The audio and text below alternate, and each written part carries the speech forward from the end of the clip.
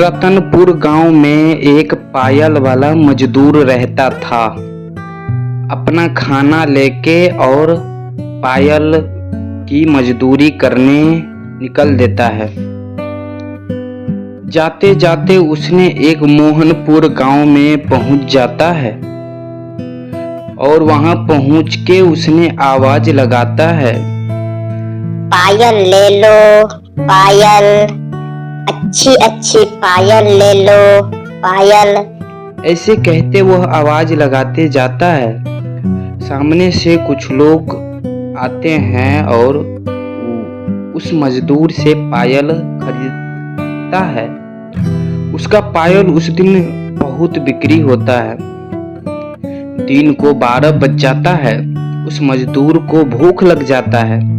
उसने जाके और एक पेड़ को नीचे बैठ जाता है और उन पेड़ को नीचे बैठ के अपना खाना खोल के और खाना खा लेता है। और जो भी खाना बचता है वह कुत्तों को लिए छोड़ के और वहां से वह मजदूर आदमी चला जाता है।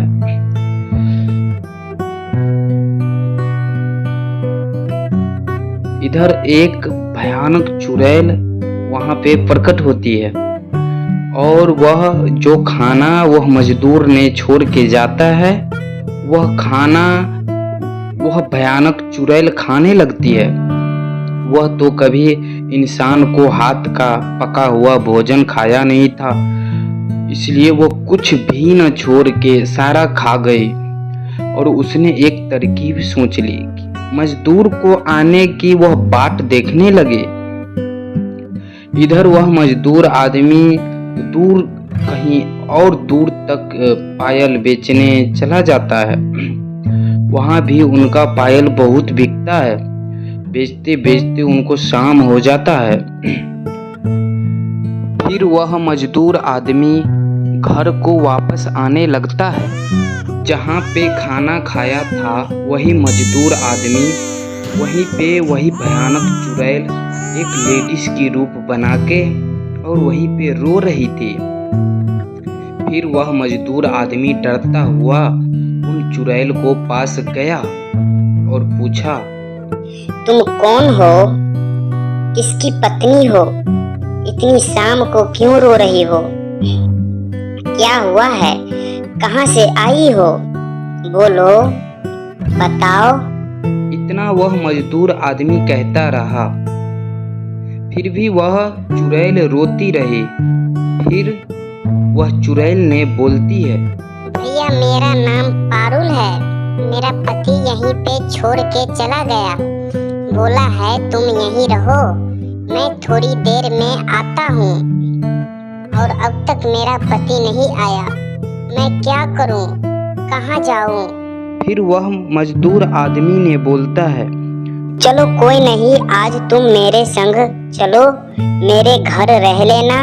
कल सुबह होते ही तेरे पति को ढूंढ के और तेरे को उनको साथ में भेज दूंगा।